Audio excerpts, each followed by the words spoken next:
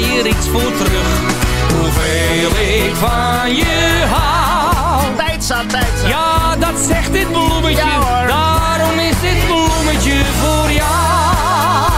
En intussen hing het echt Jan Willem alweer aan de telefoon. Dag Jan Willem. Ja, ik ben er weer. En wij gaan heel snel schakelen naar Paul Achterberg. Die is daar op locatie. Nou, als het goed is bij het goede adres. Je zult wezen, dan zit je nog op het verkeerde adres.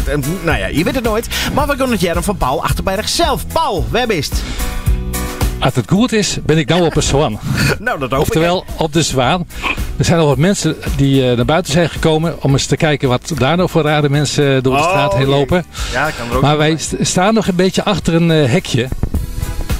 Dus ze kunnen ons nu niet zien. Ik loop nu heel voorzichtig naar wat mensen die ik buiten zie zitten.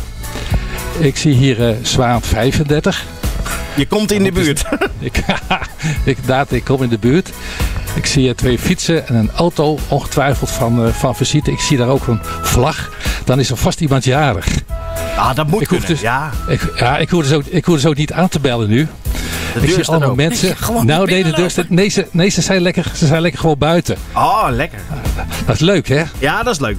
Nou moet je de juiste man nog vinden. Ja, wat ik zie hier toch wel een mannetje of 20. Zo. Komen nog wat mensen uit het huis. Oh. En ik denk dat degene die ik moet hebben, die krijgt nu een arm op de schouder. Dan moet dit Sikko Zand zijn, klopt dat? Ja. Hoe komt het? Dag Sikko. Dag. Hoe is het? Ja, en één groot feestgedruis hier met een geweldig goed gevoel. En jarig vandaag. En jarig, nou geweest, maar dit was de keuzedatum voor mij om een feestje te organiseren voor mijn familie en mijn beste vrienden en vriendinnen. Ja. Je beste vrienden en vriendinnen. Ik heb hier een bloemetje in mijn handen. Dat krijg je namens RTV NOF. Daar ben ik net geweest, vorige week. Ja, maar dan komen wij weer naar jou toe. Ja, en weet je ook van wie je dit hebt gekregen? Ja, van RTV NOF. Ja, dat klopt. Ja. Dat bieden wij aan, maar namens wie? Namens wie?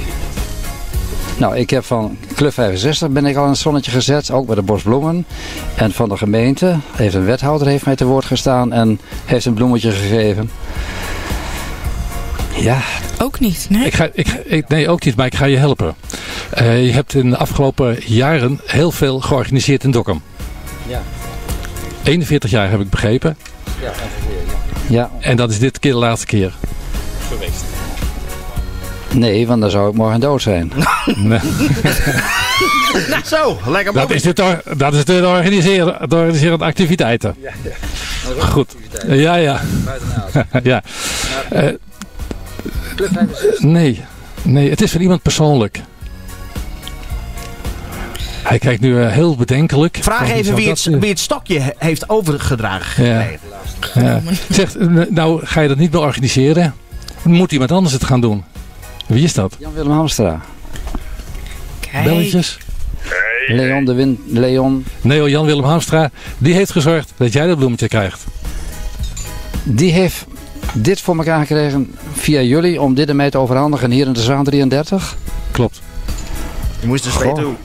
Het adres wordt nog even genoemd ook. Geweldig, dat is leuk. Ja. Hele verrassing. Ja, dat had ik niet verwacht. Nee, op deze manier.